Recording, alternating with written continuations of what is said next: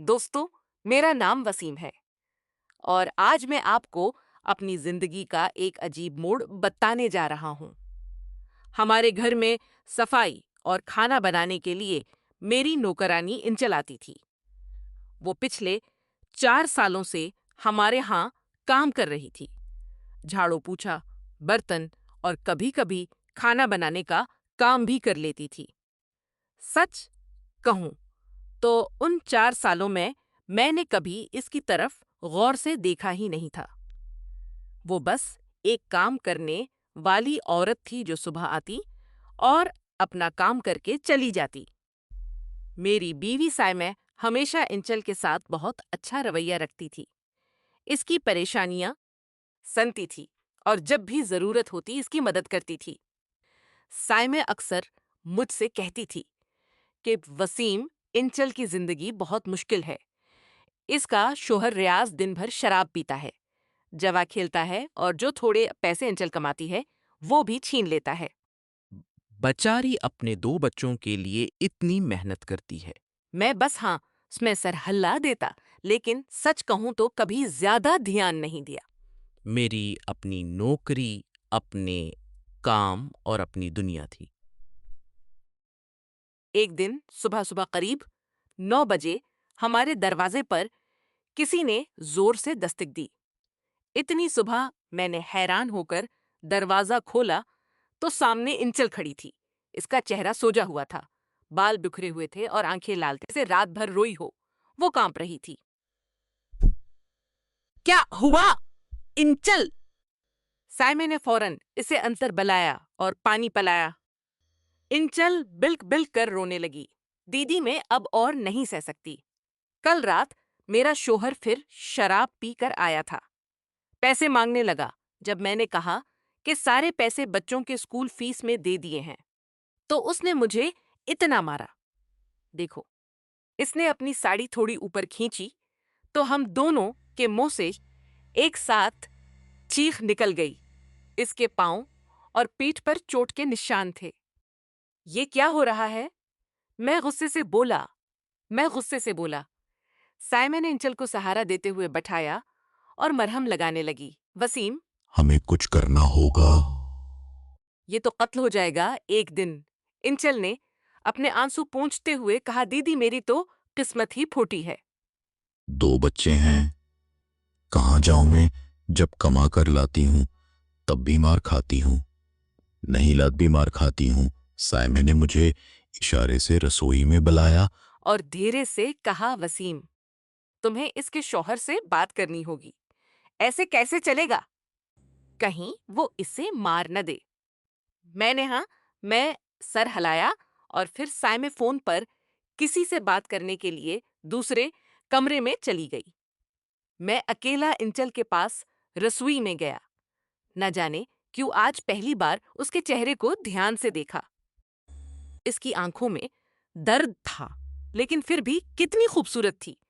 चेहरे पर चोट के निशान होने के बावजूद इसके गालों का गुलाबी रंग, होंठों की नरमी और गर्दन की नाज़कीत पता नहीं क्यों आज मुझे इतना साफ दिखाई दे रहा था।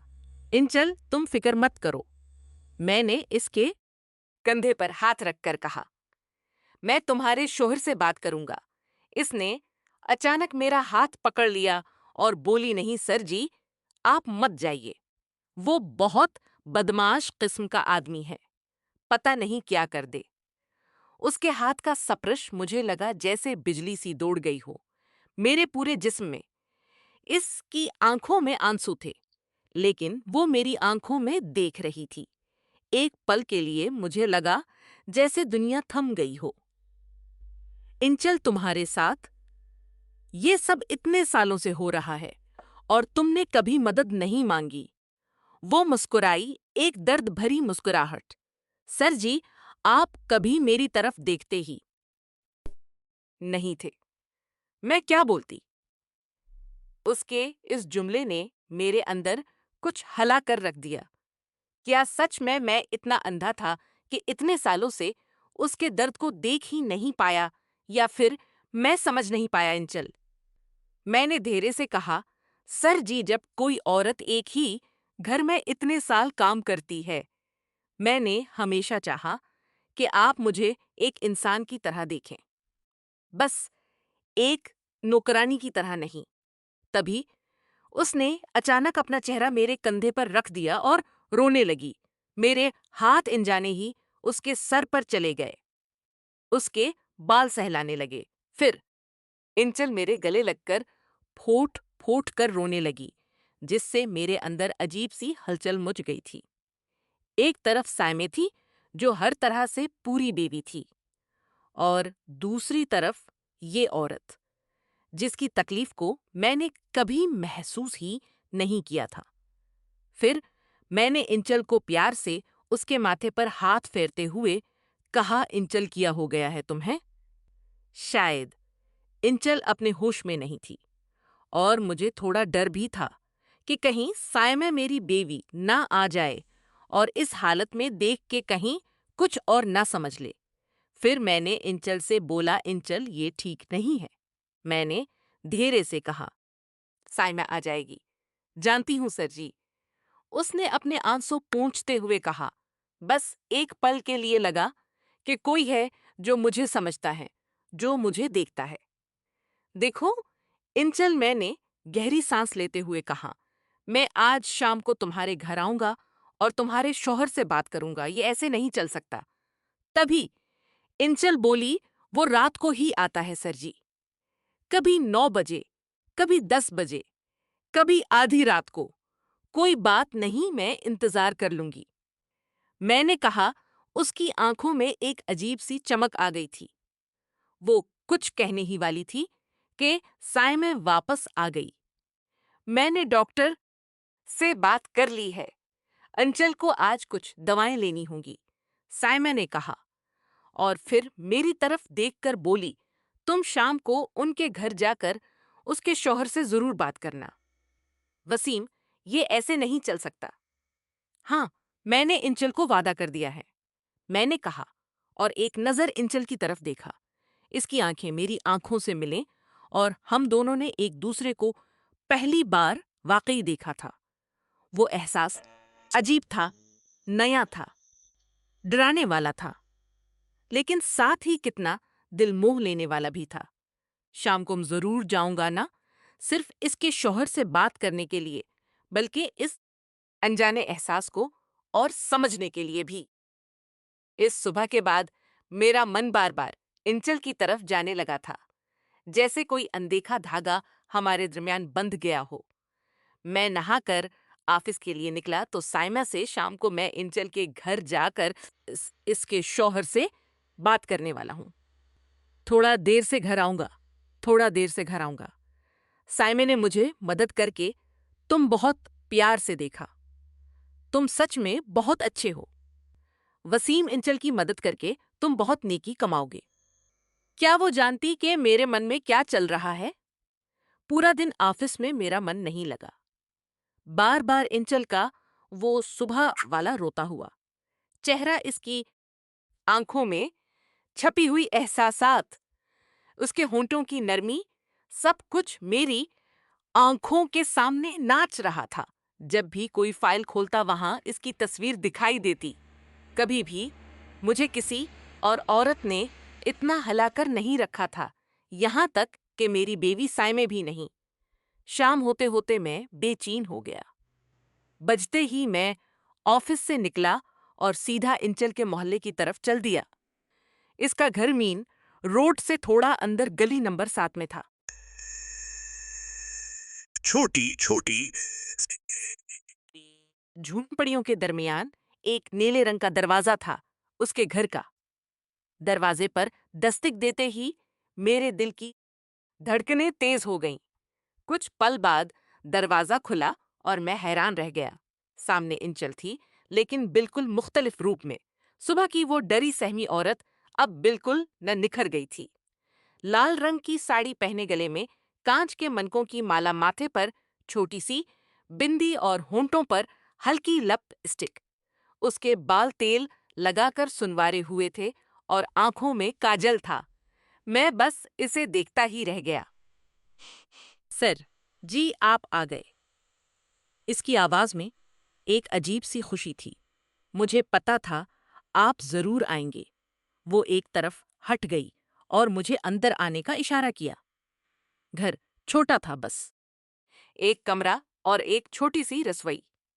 कमरे में एक पुराना पलंग और दो स्टूल थे। कोने में एक छोटी सी अलमारी थी जिस पर खानदान की तस्वीर रखी थीं। बैठिए ना सर जी, इसने पलंग की तरफ इशारा किया। मैं थोड़ा संकोच के साथ पलंग पर बैठ गया। इंचल ने जल्दी से एक गिलास पानी लाकर मुझे दिया और फिर स्टूल खींचकर मेरे सामने बैठ गई। बच्चे कहाँ हैं? मैंने पूछा।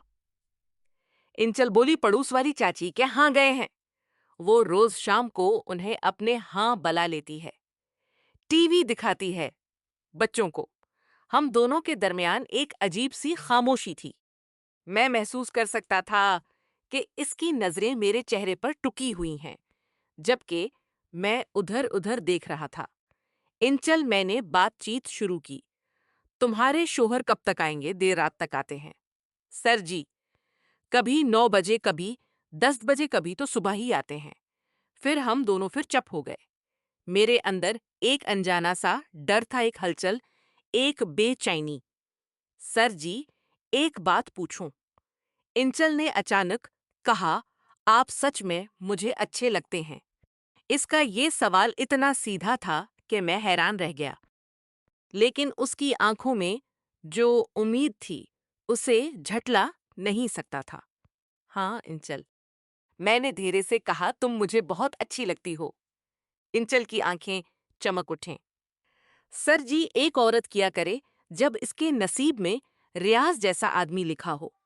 रियाज देर रात तक शराब पीकर आता है और 5 मिनट में ही थक जाता है, और मैं ऐसे ही तड़पती रहती हूँ। सायमे दीदी, कितनी खुश नसीब है उन्हें आप जैसा शोहर मिला।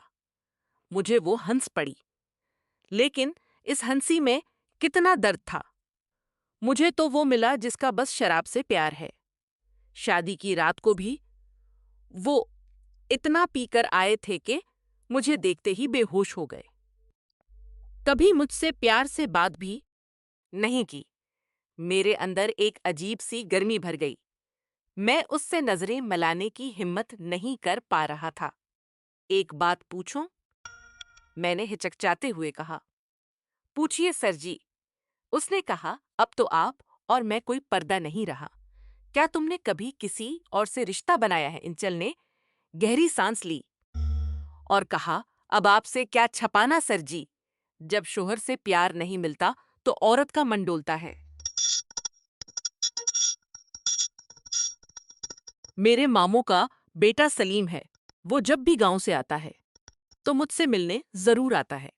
कभी कभी जब मेरा शोहर बाहर होता है तो इसकी बात सुनकर मेरा चेहरा गर्म हो गया। ना जाने क्यों मुझे जुलन सी होने लगी कि इंचल किसी और की भी है।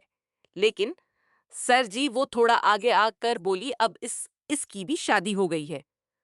वो बहुत कमाता है और फिर मुझे कभी इससे वो प्यार नहीं मिला जो मैं चाहती थी। क्या चाहती हो तुम? मैंने धीरे से पूछा। बस इतना चाहती हूं कि कोई मुझे प्यार से देखे, मेरी तारीफ करे, मुझे महसूस कराए कि मैं सिर्फ काम करने वाली औरत नहीं हूं। इंचल की आंखें नम हो गईं।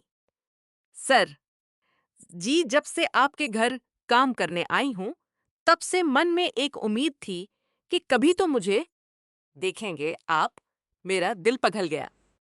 सच में मैंने कभी इसे एक औरत की तरह नहीं देखा था, सिर्फ एक नौकरानी के रूप में। इंचल में मैंने उसके हाथ को थामाना चाहा, लेकिन फिर रुक गया। मुझे माफ कर दो। मैंने कभी तुम्हें वो इज्जत नहीं दी जो तुम मुस्तहिक हो। अरे सर जी, वो उठकर मेरे पास आ गई और मेरे बगल में बैठ गई। आपने कुछ गलत नहीं किया, लेकिन आज आपकी नजर मुझ पर पड़ गई। मैं तो बस इसी पल का इंतजार कर रही थी। वो इतने करीब थी कि उसकी सांसों की गर्माहट मुझे महसूस हो रही थी। उसके बाल की खुशबू इसकी साड़ी से आती हल्की सी खुशबू इसकी। आंखों में छिपी हुई ख्वाहिश, सब कुछ मुझे अपनी तरफ खींच रहा था। मैंने होले से उसका हाथ अपने हाथों में लिया और अपने होठों से छुआ। एक पल के लिए वो सहम उठी। अंचल, ये सब मैं कुछ कहना चाहता था। शिश, इसने अपनी अंगली मेरे होंठों पर रख दी। कुछ मत कहिए, मैं जानती हूं ये सब गलत है। आप किसी और के हैं, मैं किसी और की, लेकिन क्या हम सिर्फ आज का दिन अपना नहीं बना सकते? मेरे अंदर एक कश्मकश चल रहा था। एक तरफ सायमू थी, मेरी वफादार बीवी, और दूसरी तरफ इंचल, इतने सालों से मेरी तरफ प्यासी नजरों से देखने वाली ये औरत। तभी मेरे अंदर कुछ जागा। नहीं, ये सही नहीं है। मैंने अपने आप को संभाला और धीरे से उसका हाथ छोड़ दिया। अंचल, ये सही नहीं होगा, अभी नहीं। उसके चेहरे पर मायूसी के जज्बात आ गए। आपको मैं अच्छी नहीं लगती? नहीं, ऐसी बात नहीं है, मैंने जल्दी से कहा। लेकिन ये जगह, ये वक्त, तुम्हारे बच्चे कभी भी आ सकते हैं, तुम्हारा शवहर भी। अंचल के चेहरे पर थोड़ी राहत दिखी। तो फिर मैं कोई इंतजाम करूंगा, मैंने धीरे से कहा। ऐसी जगह जहां हम दोनों बगैर किसी डर के मिल सकें। अंचल की आंखें चमक उठीं। सच में सरजी, आप ऐसा कर सकेंगे? हाँ, मैंने कहा। अगरचा मेरे अंदर अभी भी दोहरापन था, लेकिन अभी मुझे तुम्हारे शौहर से बात करनी है। वो जो तुम्हारे साथ कर रहा है, वो बिल्कुल सही ही नहीं है। अंचल अचानक उठी और रसोई की तरफ गई। सरजी, मैं चाय बना देती हूँ आपके लिए। आप थके हुए लग रहे हैं। मैं उसे जाते हुए देखता रहा। उसकी चाल में एक अजीब सी मस्ती थी, जैसे वो जानती हो कि मैं उसे देख रहा हूं। मेरे अंदर एक अजीब सा जज्बा जागा। कहीं ना कहीं मैं चाहता था कि उठकर उसके पीछे जाऊं, इसे अपनी बाहों में भर लूं, इसके होंठों का जायका लूं। मैं अपनी सेट से उठा और धीरे से रसोई की तरफ बढ़ा। अंचल चाय बना रही थी और उसकी पीठ मेरी तरफ थी। मैं उसके पीछे जाकर रख गया। सांसें तेज हो गईं, लेकिन फिर मुझे होश आया।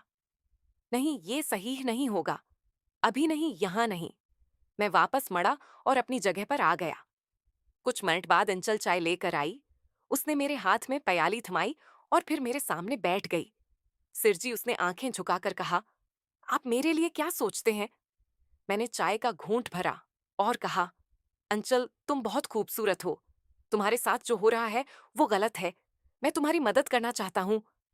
बस मदद? उसने शरारती अंदाज में पूछा। मैंने मुस्कुराकर कहा, अब भी हम यही कहेंगे। अंचल ने खुलखुल्लाकर हंसते हुए कहा, सर जी, अच्छा, अब मैं आपकी हो गई हूं। आप जहां कहेंगे मैं वहां आ जाऊंगी। अब आप ही मेरे सब कुछ हैं। फिर अंचल ने धीरे से मेरे कान में कहा, सर जी, मैं इंतजार करूंगी आपका, आपके फैसले का, सब कुछ का। हम अभी चाय पी ही रहे थे कि अचानक दरवाजे पर जोर की आवाज हुई। अंचल चौंक गई और उसके चेहरे पर डर की लकीरें अभर आए। रियाज आ गया। इसने घबराहट में कहा, शराब पीकर आया होगा। मैं भी थोड़ा सा कपकपा गया, लेकिन फिर संभल कर बोला, घबराओ मत, मैं हूं ना। दरवाजा खुला और एक मुतवस्सित कद का आदमी अंदर आया। इसकी आंखें लाल थीं, बाल बिखरे हुए थे और कपड़े मैले थे। इसके चलने से ही पता चल रहा था कि वो नशे में है। जैसे ही उसने मुझे देखा, उसके कदम रख गए। शायद वो मुझे पहचान गया था। साहब, आप, उसकी जबान लड़खड़ा रही थी, लेकिन उसे एहसास हो गया था कि कोई बड़ा आदमी उसके घर में है। मैंने संजीदगी से उसे देखा। हाँ, रियाज, मैं वसीम हूं। अंचल मेरे घर काम करती है। रियाज ने जल्दी से हाथ जोड़े और झुककर इस्सलाम अलैकुम किया। साहिब, आप यहां कैसे? उसकी आवाज में डर था, शायद इसलिए कि वो जानता था अंचल ने मुझसे उसकी हरकत के बारे में शिकायत की होगी। मैंने सख्त आवाज में कहा, तुम्हें शर्म आनी चाहिए। रियाज, अपनी बीवी को इस तरह मारना पीटना, शराब पीकर उसे परेशान करना, ये कौन सी मर्दांगी है? रियाज की आंखें झुक गईं। वो कुछ कहने की कोशिश करने लगा। साहब, में वो जानते हो इंचल कितनी मेहनत करती है, घर घर जाकर काम करती है, बच्चों को पालती है, और तुम उसकी कमाई पर शराब पीते हो। उसके अलावा इसके साथ मारपीट भी। रियाज के अंदर का नशा जैसे एकदम उतर गया। उसने घुटनों पर गिरकर मेरे पांव पकड़ लिए। माफ कर दीजिए साहब, मेरी गलती है, मैं आगे से ऐसा नहीं करूंगा। मैंने उसके कुंधे पर हाथ रखकर कहा, देखो रियाज, अगर तुमने एक बार भी अंचल पर हाथ उठाया या शराब पी कर आए तो मैं सीधा पुलिस थाने में शिकायत लिखवा दूंगा। समझे? हाँ साहेब, वो कानपते हुए बोला।